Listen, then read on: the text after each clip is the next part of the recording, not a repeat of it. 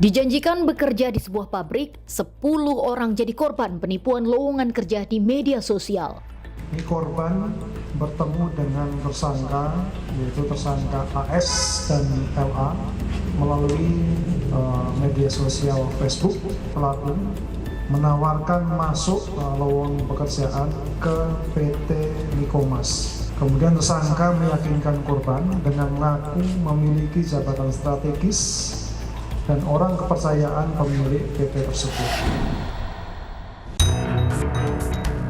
8 Mei 2025, Polresta Tangerang mengungkap kasus penipuan bermodus calo tenaga kerja di media sosial yang dilakukan oleh dua tersangka berinisial AS dan LA.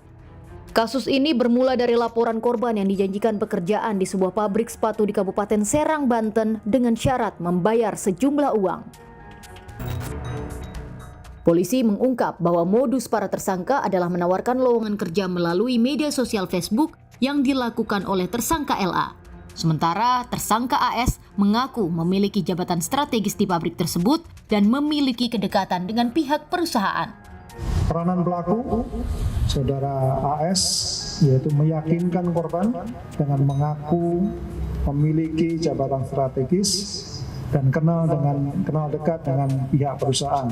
Sedangkan pelaku LA yaitu mencari korban atau pelamar pekerja melalui medsos Facebook. Salah satu korban mengaku bahwa uang yang diserahkan kepada tersangka diperoleh dengan berbagai cara, seperti menjual aset pribadi dan berutang kepada rentenir. Karena para korban ini semuanya tuh uangnya untuk diserahkan ke pelaku ini hasil boleh gade sawah, jual motor, lesingan semua, bahkan pakai rentenir.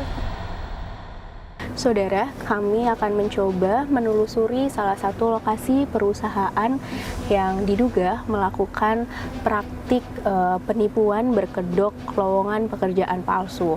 Lokasinya berada di wilayah Jelambar, Jakarta Barat. Dan lokasi ini kami dapatkan dari salah satu orang yang pernah menjadi korban dari perusahaan tersebut karena telah membayar sekitar 1,8 juta rupiah, namun ternyata dia tidak mendapatkan pekerjaan sesuai yang dijanjikan oleh pihak perusahaan dari mereka. Ikuti terus penelusuran kami.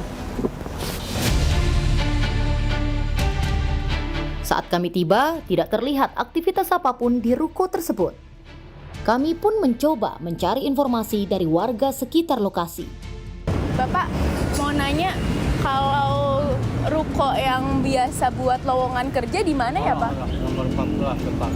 Nomor 14 yang depan.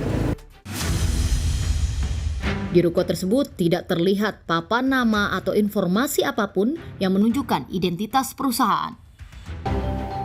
Penipuan lowongan kerja palsu tersebar di berbagai media sosial menjebak banyak pencari kerja yang tengah berjuang mendapatkan pekerjaan. Praktisi pengembangan sumber daya manusia mengatakan lowongan kerja yang beredar di media sosial sulit diverifikasi kebenarannya. Karena kalau misalnya kita posting di sosial media resminya perusahaan begitu ya, tapi mungkin banget konten yang kita post itu diambil gitu oleh portal yang tidak resmi gitu. Itu mungkin banget gitu. Kalau sekarang apalagi lebih mudah ya dengan sosial media. Itu yang membuat mungkin informasinya jadi beredar banyak gitu, dan kita tidak bisa diverifikasi juga kebenarannya informasinya. Pengamat ketenaga kerjaan menilai banyaknya masyarakat yang terjebak penipuan lowongan kerja baik bermodus lowongan kerja palsu maupun calo tenaga kerja karena tingginya angka pengangguran di Indonesia.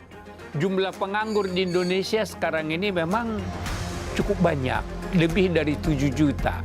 Jadi mereka ini waktu menganggur lebih dari 1 tahun.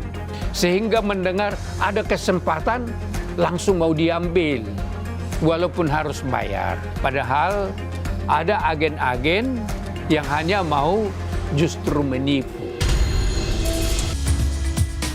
Di tengah desakan untuk mendapatkan pekerjaan, para pencari kerja rawan menjadi korban penipuan.